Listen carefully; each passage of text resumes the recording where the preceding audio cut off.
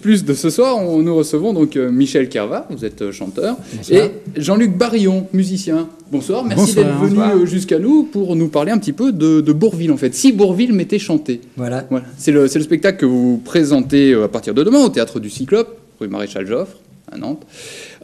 Si Bourvil m'était chanté, alors chanté par Gainsbourg, par Johnny Hallyday, Coluche, Nougaro, Montand, enfin ouais.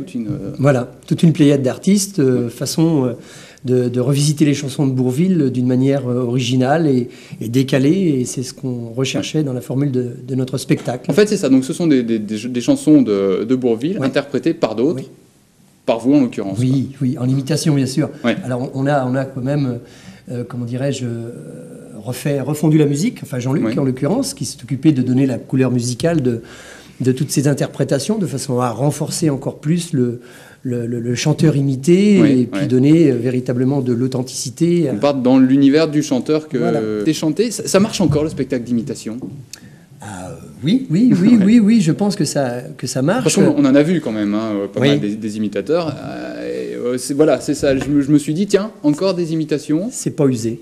C'est pas usé, non, parce que là, je pense qu'à travers la formule qu'on a choisie avec Jean-Luc, que j'ai mis dans la complicité, c'est justement l'originalité de présenter un spectacle autour d'une personne, en l'occurrence d'un chanteur, en l'occurrence Bourvil.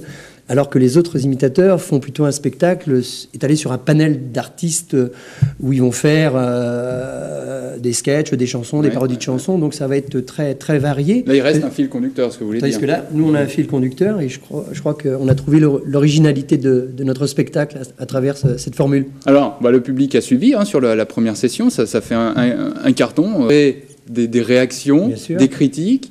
Qu'est-ce que vous avez reçu du public, justement? On a reçu un étonnement dans un premier temps. Donc, c'est vrai qu'il a fallu retravailler un petit peu le spectacle parce qu'on a essayé de... C'était une démarche qui était un petit peu délicate parce que les gens avaient parfois du mal à entendre Bourvil autrement. Bourvil, ça reste quand même quelqu'un de très important dans la voix et les attitudes de Bourvil. Ouais.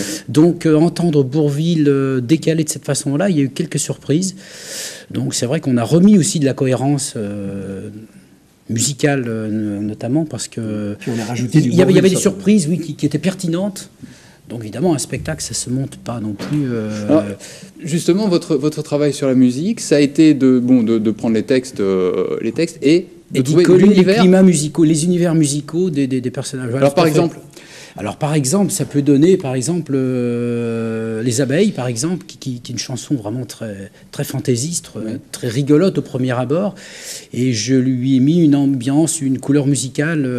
Nougaresque. Mais Nougaro, évidemment, on ne pouvait pas non plus tomber dans tout ce qui est standard jazz, évidemment, dans l'arrangement. Donc, je suis parti sur un climat qui était celui de Toulouse. Oui.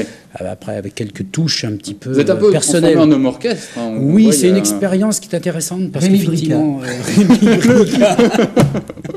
Rémi Brica. Non, et puis par exemple, ça peut donner Brassens, Les Crayons, par exemple. C'était un univers assez étonnant d'entendre Brassens chanter Les Crayons. Ouais. Donc il y a aussi parfois...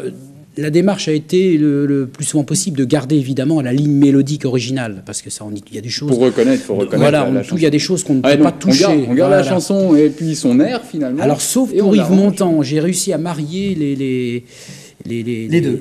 J'ai réussi à marier. Les gens ne s'en rendent pas compte. Yves Montand était marié à Bourvil. Voilà. Et voilà, tu vois, c'est trop dur comme métier pour toi. Allez, merci beaucoup à tous les deux. Merci beaucoup.